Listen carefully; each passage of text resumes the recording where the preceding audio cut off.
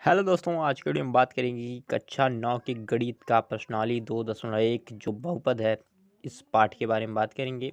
इसमें जो क्वेश्चन है उनको समझाएंगे बिल्कुल बेसिक तरह से, और क्या तरीके होंगे जिनसे आप उनको बिल्कुल समझ सकते हो और किस तरह से आप उन्हें हमेशा के लिए सीख सकते हो। तो यहाँ पे कुछ मैंने लिखे हैं चार चार बिंदु। यह आपको यदि पता है तो उस प्रश्नावली को आप खुद से सॉल्व कर सकते हो। तो ये चार बिंदु हैं, यदि आपको नहीं पता है तो मैं इसको बताऊंगा और इसे समझ लीजिएगा। फिर मैं प्रश्नावली के क्वेश्चनों को सॉल्व कराऊंगा। तो चलिए मैं शुरू करता हूँ। और यहाँ से मैं आपको बता दूँ, यदि आपको कुछ भी नहीं आता है मैथ में, तब भी आपको यह वीडियो समझ में आएगा। किस तरह से मैं कर रहा हूँ बिल्कुल आपको समझा दूंगा। तो वीडियो छोड़ के जाने की कोई ज़रूरत नहीं है। एक वीडियो देख लिया तो बहुपद को आपको दोबारा समझने की ज़रूरत नहीं पड़ेगी। आप बिल्कुल आसानी से इसे कर सकते हो। तो चलिए मैं सबसे पहले यहाँ पे मैं बता दूँ कि प्राकृतिक संख्या क्या होती है। ठीक है, यहाँ पे चार बिंदु मैंने लिखा है: प्राकृतिक संख्या, पूर्ण संख्या, घात और चर और अचर।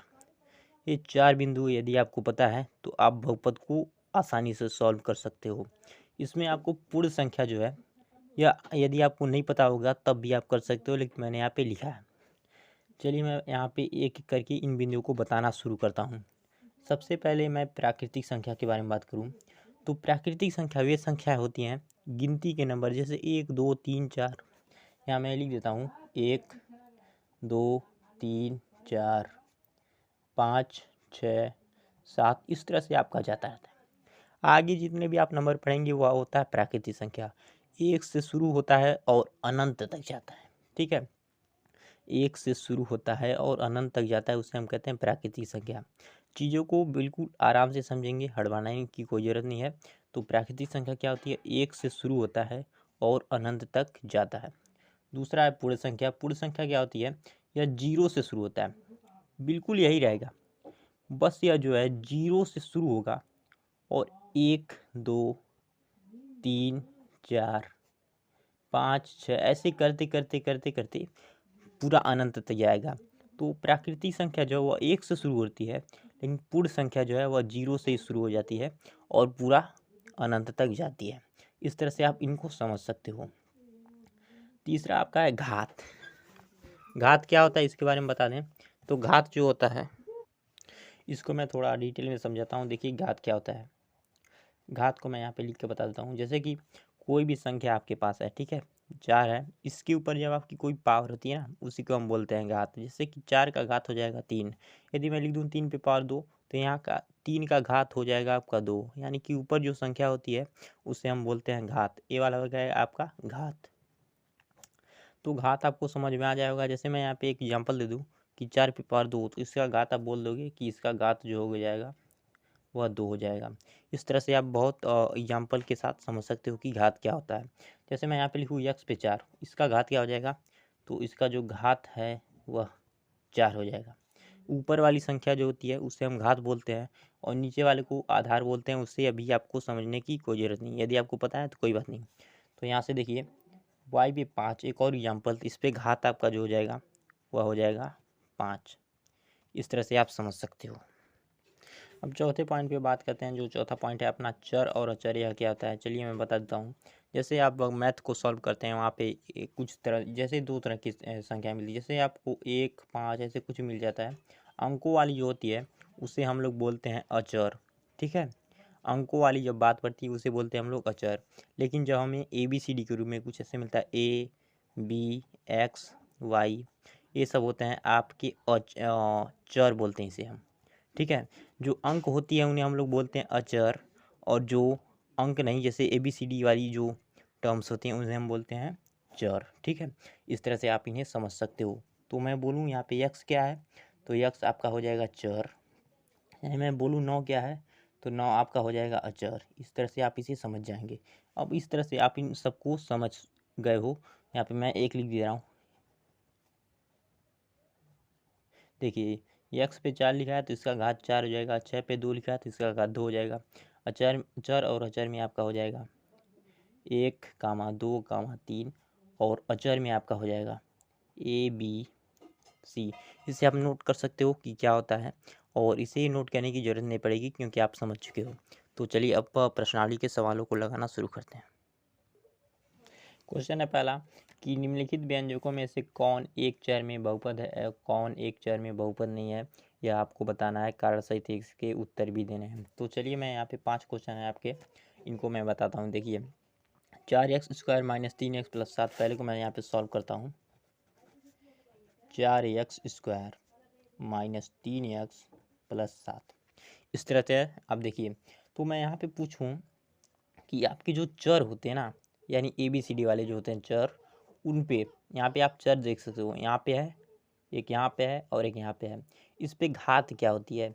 अगर आपको इस पे घात कुछ नहीं दिख रहा ना, इसका मतलब यहाँ पे 1 होता है, ठीक है।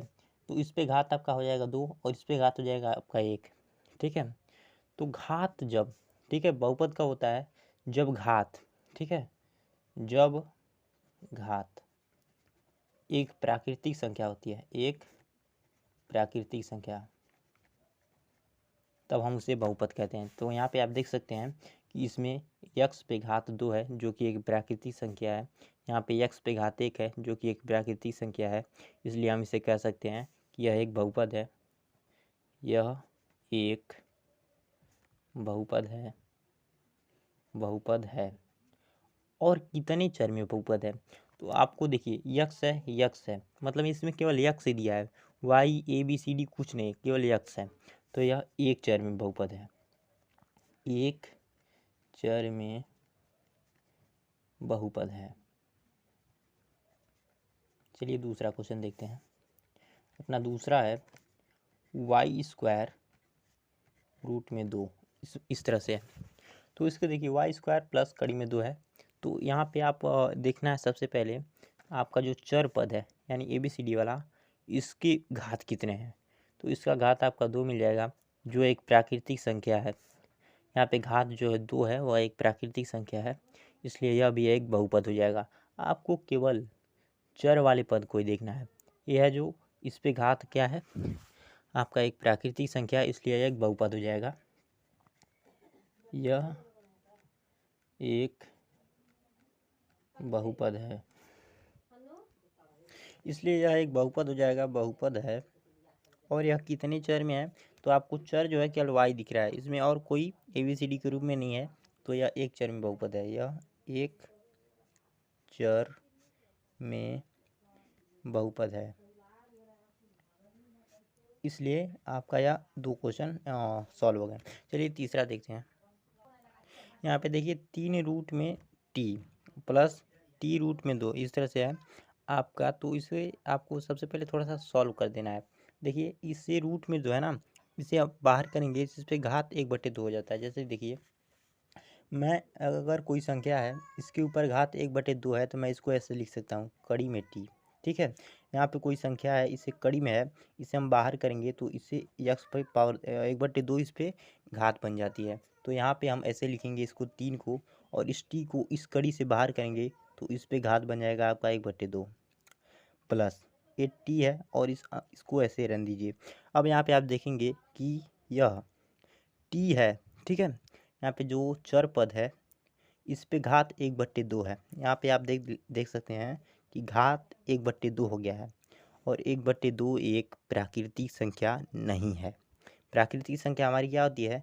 1 2 3 ऐसे जाती है, तो आपको उसमें 1/2 नहीं मिलेगा, इसलिए यह एक बहुपद नहीं है।